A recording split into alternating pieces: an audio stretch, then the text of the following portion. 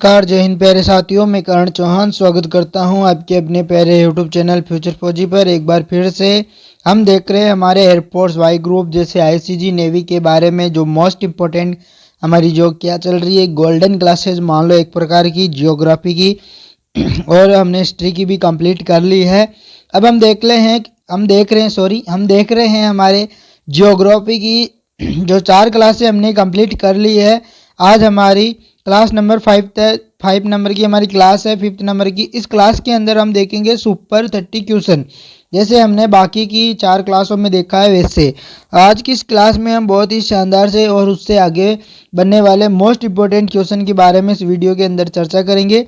अगर आपको वीडियो अच्छा लगा तो लाइक करना, शेयर करना, सब्सक्राइब करना और अपने दोस्तों तक इसे भी शेयर करना। मैं यहाँ पर रोज़ डेली आपके लिए मोस्ट इम्पोर्टेंट जो कि आपके एग्ज़ाम के थ्रू जितना भी इम्पोर्टेंट होगा मैं वो सब कुछ यहाँ पे फ्री ऑफ कॉस्टली अपलोड करता रहूँगा।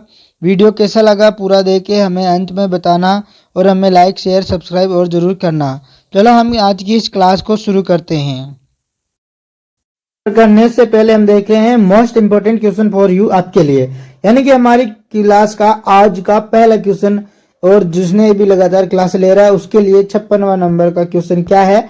जैसे कि क्वेश्चन नंबर 56 में क्या दे रखा है, क्वेश्चन नंबर 56 में दे रखा है मिस्र की जीवन रेखा किस नदी को कहा जाता है। अमेजन को कहा जाता है, नील को कहा जाता है, कांगो को या फिर नाइजर को। तो क्वेश्चन नंबर 56 हमारा यहाँ पे है, इसका राइट आंसर क्या होगा। अब हमें कमेंट बॉक्स में बताओ कि मिस्र की जीवन रेखा किस नदी को कहा जाता है, अमेजन को, नील नदी को, कांगो को या फिर नाइजर को। क्वेश्चन नंबर 56 का हमारा यहाँ पर राइट आंसर क्या होगा, तो किसको कहा जाता है मिस्र की जीवन रेखा, तो मिस्र की जीवन रेखा नील नदी को कहा जाता है। हमारा क्वेश्चन नंबर 56 का यहाँ पे जो राइट आंसर होगा वह बी होगा। क्या होगा, तो बी होगा। और बाकी के हम 3 ऑप्शन के बारे में भी इस वीडियो के अंदर चर्चा कर रहे हैं। जैसे कि हमने कहा है कि आपको मैं कंप्लीटली एक एक पॉइंट आपको याद करा के जाऊंगा मैं इस क्लास के अंदर। जैसे क्या है दुनिया, यानी कि अमेजन।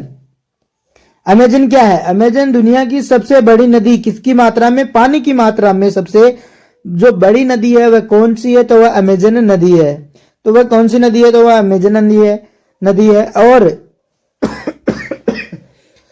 कांगो नदी दुनिया की सबसे गहरी नदी और भूमध्य रेखा को 2 बार पार करने वाली नदी है। तो वह कौन सी है, भूमध्य रेखा को दुनिया की सबसे गहरी नदी और भूमध्य रेखा को 2 बार काटने वाली कौन सी है, तो वह कांगो नदी है। कौन सी है, तो वह कांगो नदी है।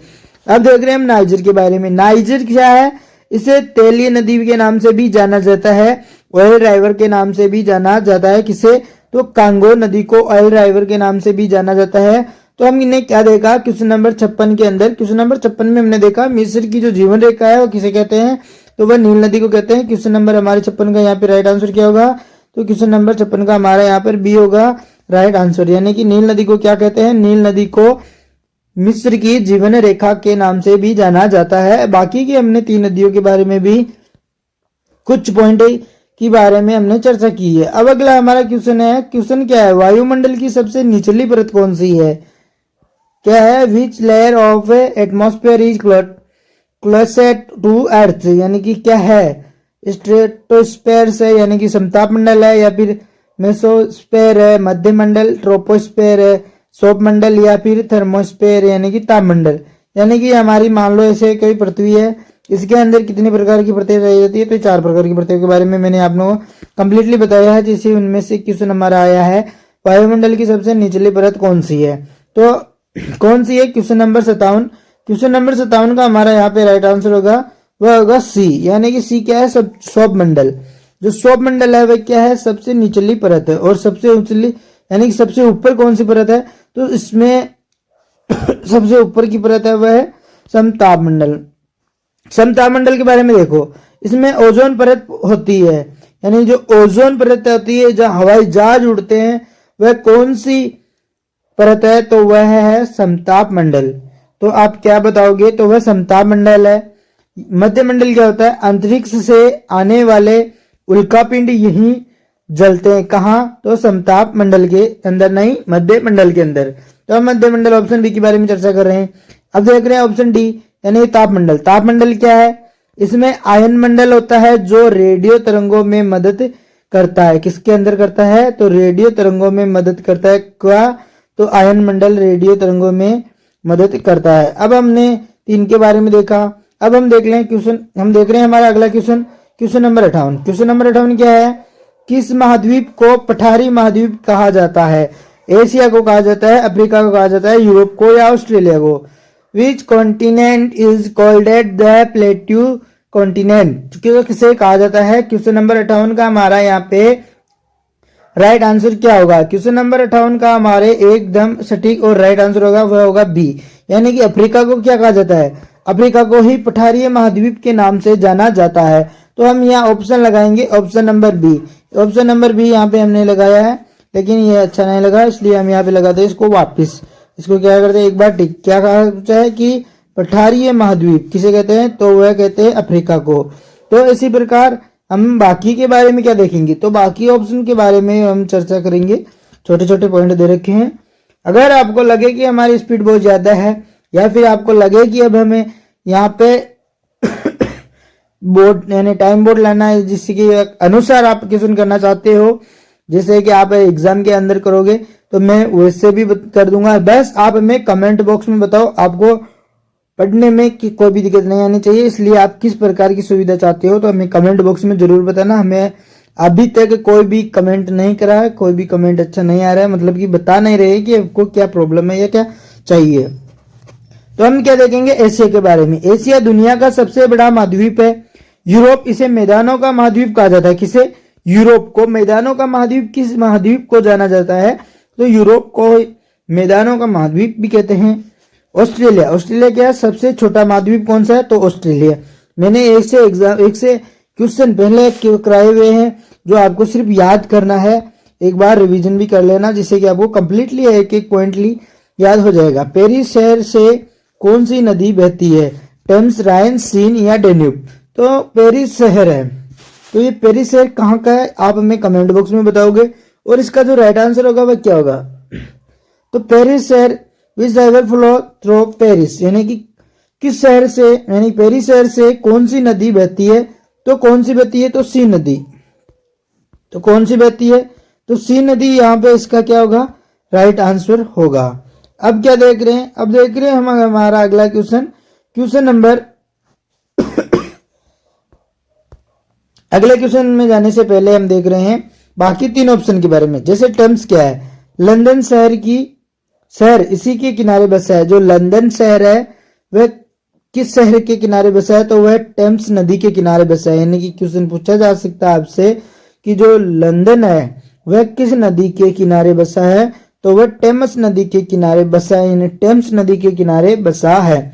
इसी प्रकार आपसे पूछा जा सकता है राइन के बारे में, जैसे कि यूरोप की सबसे व्यस्त व्यापारिक नदी है वह कौन सी है? तो आप क्या बताओगे? तो वह राइन नदी है। कौन सी है? तो वह राइन नदी है। यह 10 देशों से होकर गुजरती है। कौन सी? तो डेन्यूब नदी। जो डेन्यूब नदी है वह कितने देशों से होकर गुजरती है? तो 10 देशों से। क्वेश्चन ऐसे भी पूछा जा सकता है कि 10 देशों से होकर गुजरने वाली कौन सी नदी है? तो वह डेन्यूब नदी है। और यूरोप की सबसे व्यस्त व्यापारिक नदी कौन सी है? तो वह राइन नदी है। हम देखेंगे अब हमारा अगला क्वेश्चन। अगला क्वेश्चन है क्वेश्चन नंबर 16। क्वेश्चन नंबर 16 क्या कहता है? विश्व का सबसे बड़ा महासागर कौन सा है? कौन सा है? विश्व का सबसे बड़ा महासागर कौन सा है? अटलांटिक, हिंद प्रशांत या आर्कटिक? तो हम पढ़ते पढ़ते आगे कितनी बार पढ़ लिया हमने ये क्वेश्चन, तो हमने यहाँ पर राइट आंसर होगा वो सी होगा, यानी कि विश्व का सबसे बड़ा महासागर है वो कौन सा है? तो वह प्रशांत महासागर है। और सबसे छोटा क्या है? तो आप हमें वो कमेंट बॉक्स में बताना। मैं आपको हिंट दे सकता हूं, जैसे कि अटलांटिक या आर्कटिक, इनमें से एक राइट होगा। बस कमेंट बॉक्स में आप अपना राइट आंसर बता देना। अगला हमारा क्वेश्चन है 61 नंबर का, यानी 61। भारत का मानक समय किस देशांतर पर आधारित है?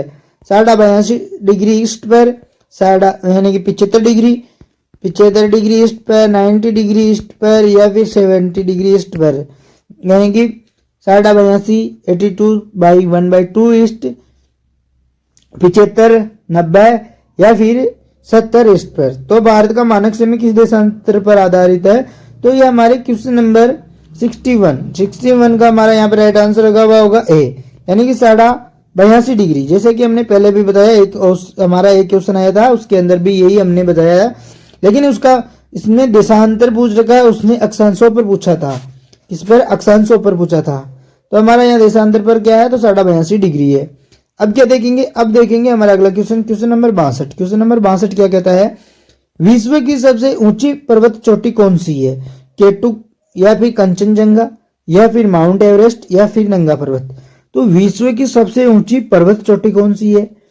केटू गोडविन है जो भारत की दूसरी सबसे ऊंची पर्वत चोटी है। तो पहली कौन सी है? विश्व की भी पहली कौन सी है? तो वह है माउंट एवरेस्ट।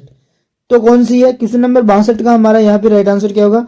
तो माउंट एवरेस्ट क्या है? विश्व की सबसे ऊंची चोटी, जो कहाँ स्थित है? जो नेपाल के अंदर स्थित है। अब हम देखते हैं किसके बारे में, जैसे कि केटू गोडविन क्या है?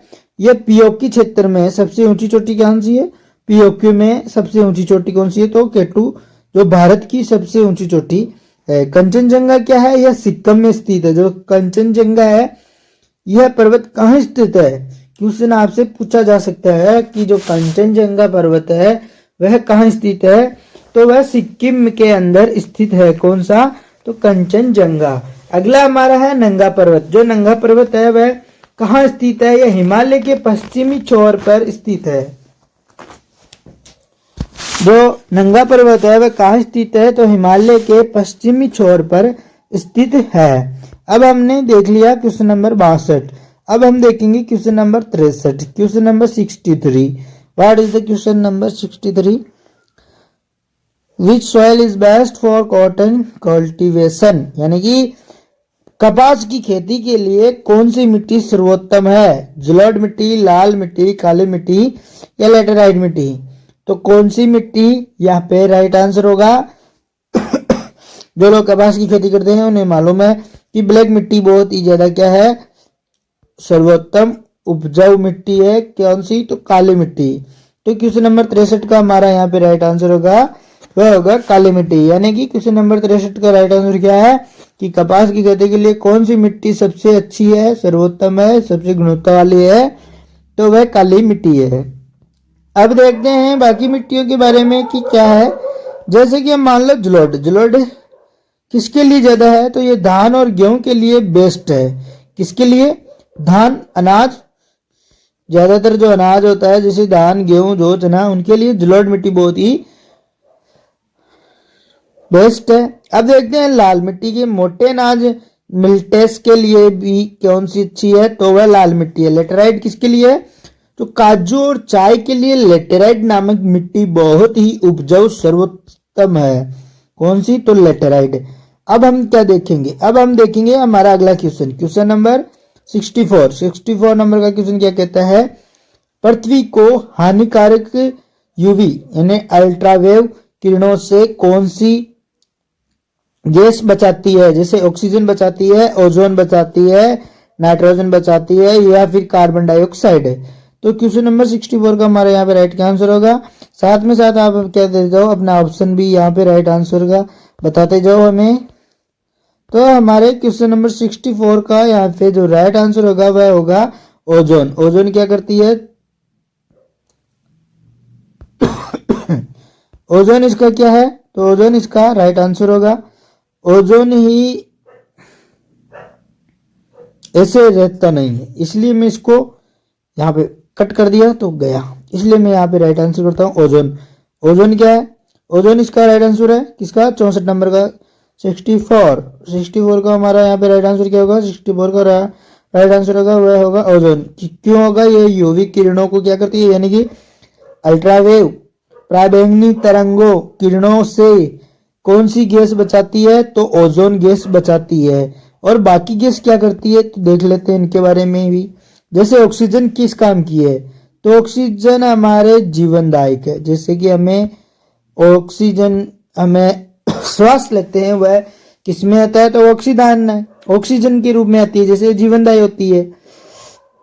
तो नाइट्रोजन जो पौधों की वृद्धि के लिए होती है बहुत ही ज्यादा इंपॉर्टेंट है। कार्बन डाइऑक्साइड ग्लोबल वार्मिंग के लिए जिम्मेदार मुख्य गैस कौन सी है? तो ग्लोबल वार्मिंग के लिए सबसे जिम्मेदार मुख्य जो गैस है वह कार्बन डाइऑक्साइड है। अब हम देखते हैं हमारा अगला क्वेश्चन। अगला क्वेश्चन क्या है? कि क्वेश्चन नंबर अगला है 65 नंबर का, which desert is the largest hot desert, यानी कि सबसे बड़ा गर्म मरुस्थल है वह कौन सा है। सबसे बड़ा गर्म मरुस्थल, जैसे थार का, गोबी का, सहारा का या कलहारी का। तो क्वेश्चन नंबर 65 का हमारा यहाँ पे राइट आंसर क्या होगा, तो इसका राइट आंसर होगा वह सलहार नहीं रे, सहारा मरुस्थल। कौन सा, सहारा का मरुस्थल। तो हम यहाँ पे क्या कर देते हैं, इसको राइट आंसर लगा देते हैं। बाकी के मरुस्थलों के बारे में भी एक बार इसके बारे में देख लेते हैं। बाकी के मरुस्थलों के बारे में देखें, जैसे थार क्या है, थार है राजस्थान का क्या सबसे भारत का मरुस्थल कौन सा है, थार। थार कहाँ है, तो थार है राजस्थान के अंदर। थार का मरुस्थल कहाँ है, तो राजस्थान के अंदर। गोबी क्या है, गोबी चीन मंगोलिया में स्थित ठंडा मरुस्थल है। कौन सा है, चीन और मंगोलिया में स्थित जो ठंडा मरुस्थल है वह कौन सा है, तो वह गोबी का मरुस्थल है। बाकी के हम बारे में देखें, जैसे कालाहारी। कालाहारी क्या है, ये अफ्रीका में स्थित है। कौन सा, वात्सवाना। जो कालाहारी है, वात्सवाना जो अफ्रीका के अंदर कोई जगह है उसके अंदर स्थित है। कौन सा, तो कालाहारी। कालाहारी कहाँ स्थित है, तो अफ्रीका में स्थित है। अब हम देखते हैं हमारा अगला क्वेश्चन, क्वेश्चन नंबर 66। जैसे नीली नील किसे कहा जाता है, श्वेत नील को, अतबारा को, अबाई को या सोबाट को। 66 का हमारे यहाँ पे राइट आंसर क्या होगा, 66 का हमारे यहाँ पे राइट आंसर होगा, which river is known as the blue line नील। किसे कहते हैं, नीली नील। तो किसे कहते हैं नीली नील, तो हम ये कहते हैं अबाई को। अबाई को क्या कहते हैं, नीली नील कहा जाता है। अरे नीली नील किसे कहा जाता है, तो अबाई को नीली नील के नाम से भी जाना जाता है। अब हम बाकी बाद में क्या देखें, श्वेत नील क्या होती है, यह विक्टोरिया झील से निकलती है। कौन सी, तो श्वेत नील। वो अतबारा नील, श्वेत नील और अतबारा नील, जैसे इन दोनों को सोबाट और अबाई को भी क्या कहा जाता है, नीली नील के नाम से जाना जाता है। जैसे अबतारा, अतबारा है, ये अतबारा नील नदी की एक सहायक नदी है। नील नदी की जो सहायक नदी है वह कौन सी है, तो वह अतबारा है। और श्वेत नील क्या है, ये विक्टोरिया झील से निकलती है। कौन सी, तो श्वेत नील। अब हम देखते हैं हमारा अगला क्वेश्चन, क्वेश्चन नंबर 67।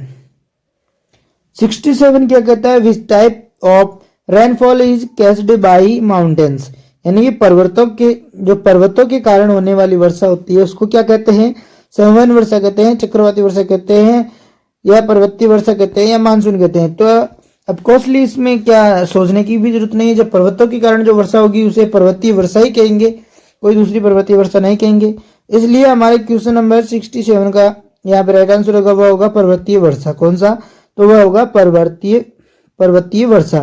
बाकी वर्षा को क्या क्या कहते हैं, जैसे कि संवहन वर्षा को क्या कहते हैं, यह भूमध्य क्षेत्रों में रोज दोपहर बाद होती है। कौन सी, संवहन, भूमध्य क्षेत्रों के अंदर। और जो चक्रवाती वर्षा वह चक्रवातों के कारण होने वाली वर्षा होती है। तो मानसून के कारण होने वाली वर्षा होती है, मानसूनी वर्षा कहते हैं। अब हम देखते हैं हमारे अगले नंबर, क्वेश्चन नंबर 68 यानी 68 नंबर का क्वेश्चन क्या कहता है, which continent has no permanent human population, किस महाद्वीप में स्थायी मानव आबादी नहीं है। तो किस महाद्वीप में नहीं है, ऑस्ट्रेलिया में नहीं है, अफ्रीका में नहीं है, आर्कटिक में नहीं है, यानी आर्कटिका में नहीं है, या यूरोप में नहीं है। तो क्वेश्चन नंबर 68 का हमारा यहाँ पे राइट का आंसर होगा। तो क्वेश्चन नंबर 68 का हम यहाँ पे राइट आंसर बताएंगे कि किस महाद्वीप में स्थायी मानव आबादी नहीं है, तो वह नहीं है आर्कटिक यानी अंटार्कटिका के अंदर, सॉरी, तो वह अंटार्कटिका के अंदर नहीं है। कहाँ नहीं है, तो यहाँ पे हमारा राइट आंसर सी होगा, अंटार्कटिका के अंदर कोई भी मानव नहीं रहता है। बाकी हमारा क्वेश्चन है अगला, जैसे कि गुणसूत्र 69 नंबर का हमारा क्वेश्चन है। 69 नंबर का क्या कहता है कि विश्व की सबसे लंबी नदी कौन सी है। लो भाई, कौन सी है, अमेजन है, नील है, यांगत्से है, या फिर मिसिसिपी है। तो क्वेश्चन नंबर 69 यानी 69 हमारा यहाँ पे है। तो इसका जो राइट आंसर होगा वह क्या होगा, which river is the longest in the world, कौन सी है, तो वह है नील नदी। कौन सी नदी है, तो विश्व की सबसे लंबी नदी कौन सी है, तो वह नील नदी है। किसका है, तो विश्व की। तो अब हम देखते हैं इसका यहाँ पे लगाते हैं ऑप्शन नंबर बी राइट। और हमें कमेंट बॉक्स में बताते भी चलना कि आपके कितने ऑप्शन राइट हो रहे हैं। तो अगला हमारा क्वेश्चन है, आर्द्रता मापने का यंत्र है वह कौन सा है। जैसा कि आपने फिजिक्स में पढ़ रखा है कि कौन कौन सा मीटर किसके अंदर मापा जाता है, जैसे बैरोमीटर किस में मापा जाता है, थर्मामीटर में, हाइग्रोमीटर या एनीमोमीटर। तो आप बताओगे आर्द्रता मापने का जो यंत्र है वो कौन सा है। तो आर्द्रता मापने का जो यंत्र है वह है हाइग्रोमीटर। कौन सा है, तो वह हाइग्रोमीटर है। हमारे क्वेश्चन नंबर 70 का यहाँ पे राइट आंसर क्या होगा, तो क्वेश्चन नंबर 70 का हमारा यहाँ पर सी यहाँ पे इसका राइट आंसर होगा। यानी हाइग्रोमीटर के द्वारा हम क्या मापते हैं, तो आर्द्रता मापते हैं। बाकी के बाद जो बाकी बचे 3 ऑप्शन है उनसे हम क्या नापते हैं, मापते हैं। जैसे कि बैरोमीटर है, बैरोमीटर से हम वायु दाब मापते हैं, थर्मामीटर से तापमान मापते हैं, एनीमोमीटर से हवा यानी विंड जो स्पीड मापते हैं। कौन सी, एनीमोमीटर। एनीमोमीटर से हम क्या मापते हैं, तो हम हवा मापते हैं। किससे, एनीमोमीटर से हम हवा मापते हैं। ऐसे ही हमारा अगला क्वेश्चन है 71, यानी ये हमने 60% कर लिए, अब हम 70% कर चुके हैं। अगला हमारा सबसे छोटा महाद्वीप कौन सा है। सबसे बड़ा तो कौन सा था, प्रशांत महासागर। और जिसके बारे में अब मैंने पूछा सबसे छोटा महाद्वीप कौन सा है, ऑस्ट्रेलिया और इनके बीच में है। मैंने आपको क्लास में शुरू होते ही बताया उन ऑप्शन के बारे में। तो अब मैं देख लो, कुछ नहीं छोड़ूंगा, सब कुछ यही मिलेगा आपको, पूरा कंप्लीटली याद फिर होगा।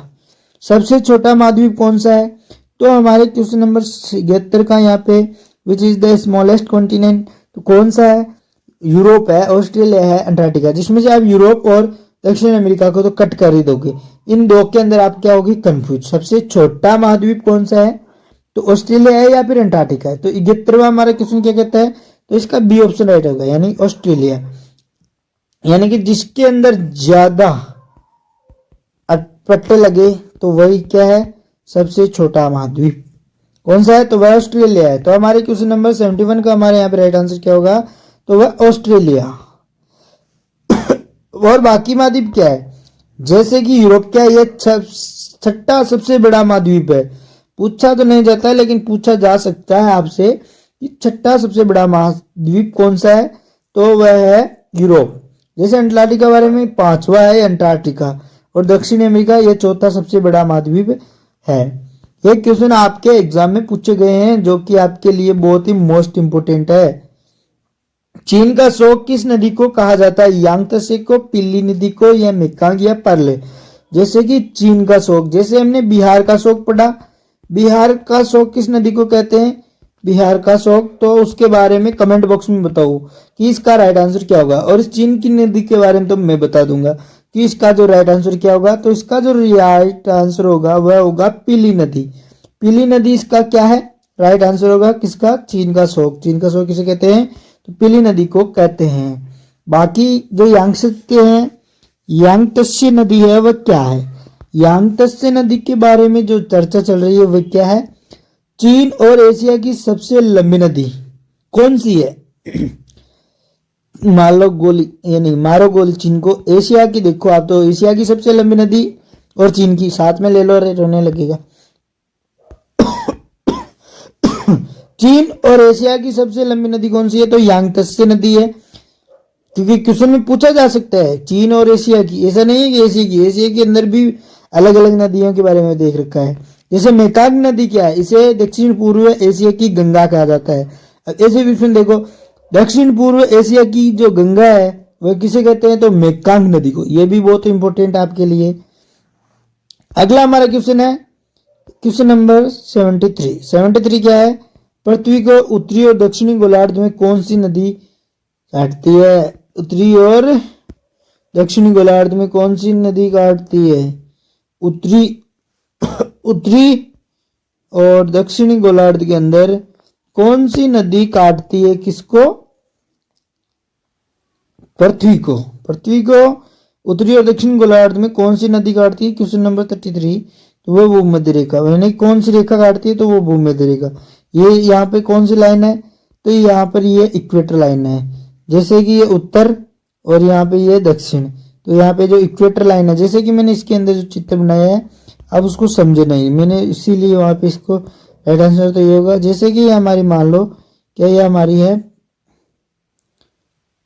पृथ्वी, इसके अंदर हमने क्या देखा है कि जो हमारी ये रेखा और ये रेखा सबने देखा, तो यह उत्तर की साइड मान लो और ये उत्तर आ गया ऊपर की साइड और नीचे दक्षिण, इसको बीच में कौन काट रहा है, तो ये भूमध्य रेखा ही तो कट कर रही है किसको, उत्तरी और दक्षिणी गोलार्ध को। ये उत्तरी गोलार्ध, ये दक्षिणी गोलार्ध, तो दोनों गोलार्धों को कौन कर रहा है, तो भूमध्य रेखा दो भागों में क्या करती है, इसको कट करती है। रे लाला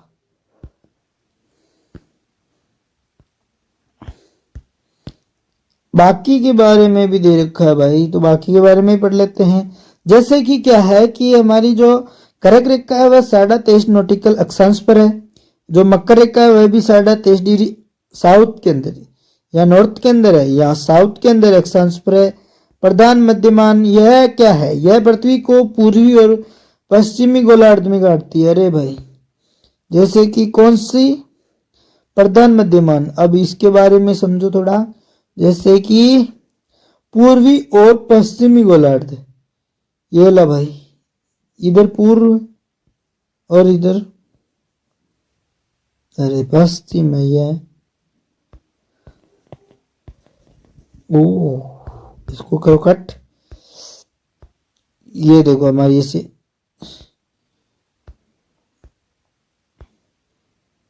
जैसे ऐसे हमारी ये पृथ्वी है, इसके में यहाँ से उत्तर और दक्षिण, इधर पूर्व और पश्चिम। अब बताओ जो पूर्व उत्तर और दक्षिण के अंदर तो भूमध्य रेखा काट दी है, अब पूर्व और पश्चिम के अंदर कौन सी रेखा काटेगी, तो उसे प्रधान मध्यमान कहा जाता है। किसे, इसे प्रधान मध्यमान रेखा कहा जाता है, इसको प्रधान मध्यमान रेखा, इसको प्रधान मध्यमान रेखा कहा जाता है। अगला हमारा जो क्वेश्चन है वह क्वेश्चन क्या है, अगला हमारा क्वेश्चन शानदार है, शानदार भी है, गर्मा गर्म है, एक नंबर क्वेश्चन है। क्या है, उगते सूरज की भूमि किस देश को कहा जाता है। भाई एक नंबर क्वेश्चन है कि उगते सूरज की भूमि विच कंट्री इज न्यू एंड लैंड ऑफ राइजिंग सन, यानी कि उगते हुए सूरज की भूमि किस देश को कहा जाता है। चीन को कहा जाता है, जापान को कहा जाता है, कोरिया को, या फिर थाईलैंड को। तो क्वेश्चन नंबर 74 का हमारा यहाँ पे राइट आंसर क्या होगा, तो जापान।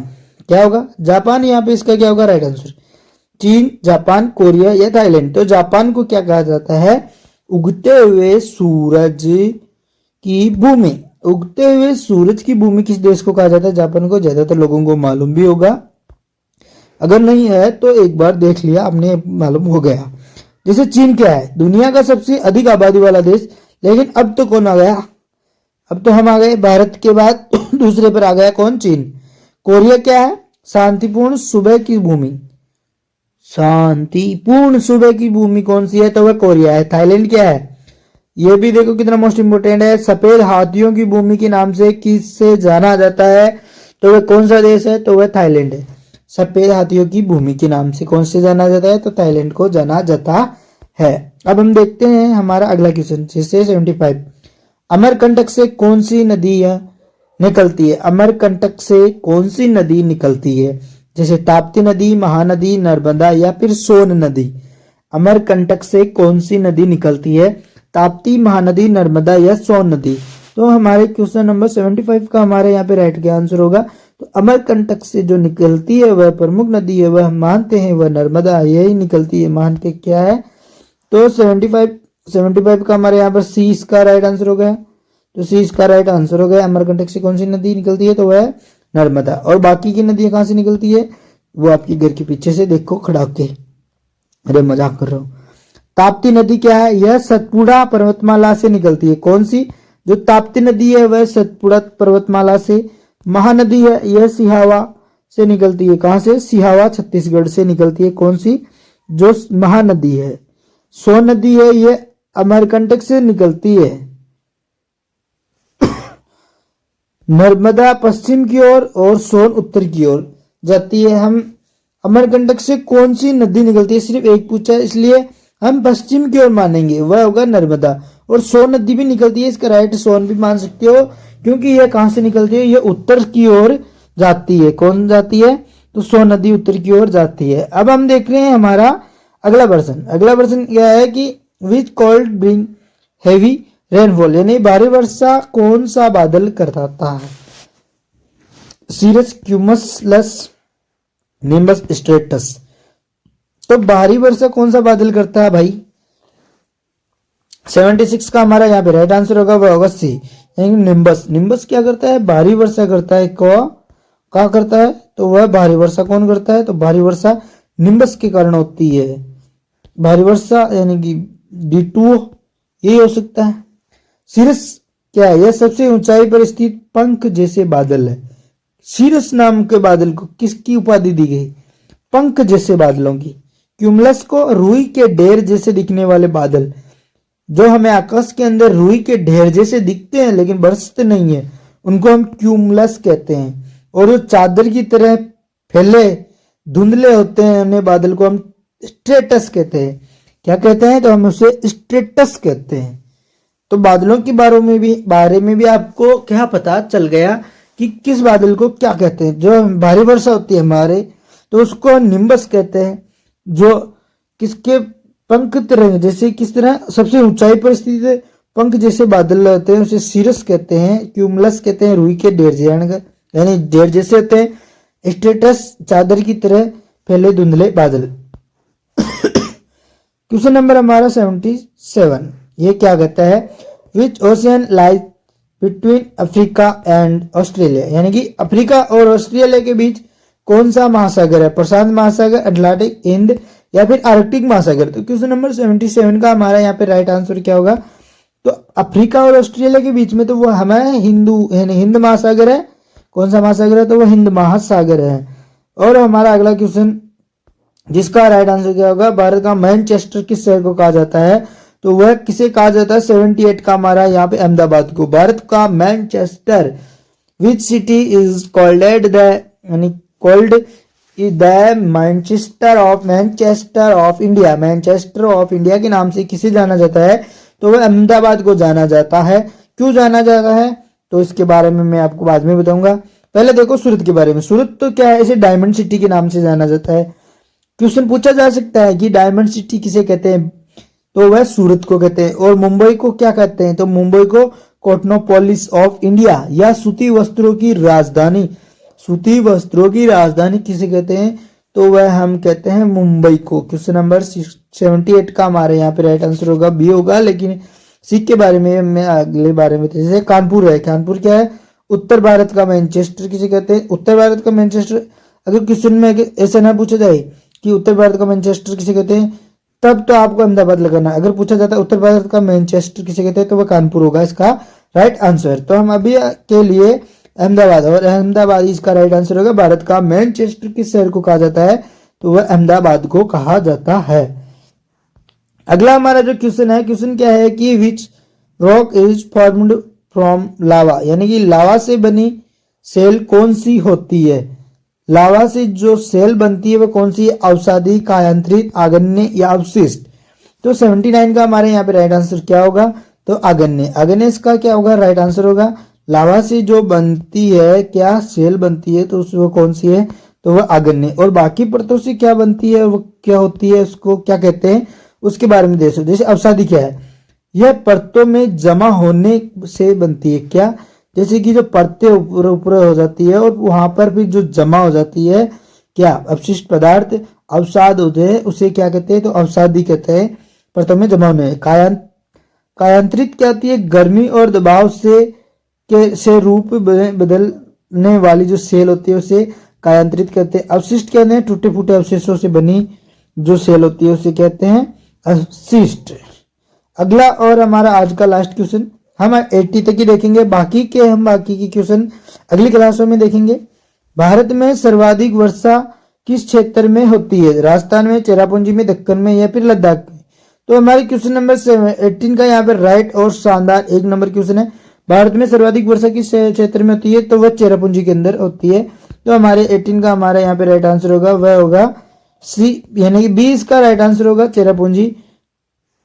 और बाकी राज्य में क्या क्या होता है, बाकी राज्य में भी आपको इस वीडियो में बता दूंगा। जैसे राजस्थान, सबसे कम वर्षा वाला, लेकिन यहाँ पे वर्षा होती है ऐसा मत तो यहाँ पे वर्षा नहीं होती, लेकिन होती यहाँ पे वर्षा सपाटी है।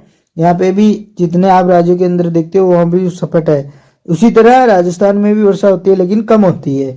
दक्कन में भी कम वाला पठारी क्षेत्र है। लद्दाख इसे ठंडा रेगिस्तान रेगिस्तान के नाम से जाना जाता है। ठंडा रेगिस्तान किसे कहते हैं? तो लद्दाख को कहते हैं।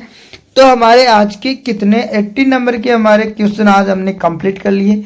आज की इस क्लास में हमने 30 क्वेश्चन करे कंप्लीट। जैसे कि पहले हमने 55 तक कंप्लीट करे थे, आज हम यहाँ से 56 से 18 तक कंप्लीट कर रखे हैं। तो बताना पूरी क्लास देख ली अब तो आपने, कैसी लगी? अच्छी लगी तो लाइक करना, शेयर करना, सब्सक्राइब करना और अपने दोस्तों तक इसे ज़्यादा से ज़्यादा शेयर करना। मैं आपको यहाँ पर free of costly most important आपके एग्जाम के ओरिएंटेड आए हुए और जैसा कि आपके एग्जाम में पूछे जा सकते हैं उतने मोस्ट इम्पोर्टेंट क्वेश्चन लेके आ रहा हूँ। वीडियो कैसा लगा? अच्छा लगा तो लाइक करना, शेयर करना, सब्सक्राइब करना और अपने दोस्तों तक इसे शेयर करना मत भूलना। Thank you. जय हिंद, जय भारत। आज की हम क्लास को यहीं तक रखते हैं। एक छोटी सी बात है कि अगर आपको किसी भी प्रकार का कोई भी डाउट हो तो प्लीज हमें कमेंट बॉक्स में बता देना। और क्वेश्चन कैसे लगता हूँ, कैसे लगते हैं आपको, अच्छे लगते हैं, कुछ अपना भी रिएक्शन देना। अब तो मेरी क्लास से बहुत सारे बच्चे, दोस्त, भाई बहन सभी देखने लगे हैं। तो ज़्यादा से ज़्यादा क्लास को अपने दोस्तों तक शेयर करो। और जिसका भी अब अगला एग्ज़ाम है वह जिसने मेरे हिसाब से जिसने क्लास से ले चुका है, जैसे किसकी तो नोट्स जो नोट्स पढ़ चुका है, अब वो सिर्फ यही सोचता है कि मुझे कहीं ना कहीं से प्रैक्टिस मिल जाए। तो ऐसे सुपर क्वेश्चन लगाओ जैसे कि आपके एग्जाम के अंदर बहुत ही मोस्ट इम्पोर्टेंट हो जाए। आपका बहुत ही टाइम पड़ा है, बहुत ही ज़्यादा टाइम है आपके पास, इस टाइम को व्यर्थ मत करो। इम्पोर्टेंट जितने भी हो सके सब कुछ पढ़ डालो। Thank you. जय हिंद, जय भारत। अब हम यहाँ पे अब से कुछ दिनों के बाद मैथ और फिजिक्स की क्लास से भी यहाँ पे मैं अपलोड कर दूंगा रिकॉर्डेड फॉर्म में। वो किस तरह, तो वो मैं व्हाइट बोर्ड पर आपको समझाते हुए बता दूंगा। Thank you. जय हिंद, जय भारत। इतनी देर तक हमारे साथ जुड़ने के लिए।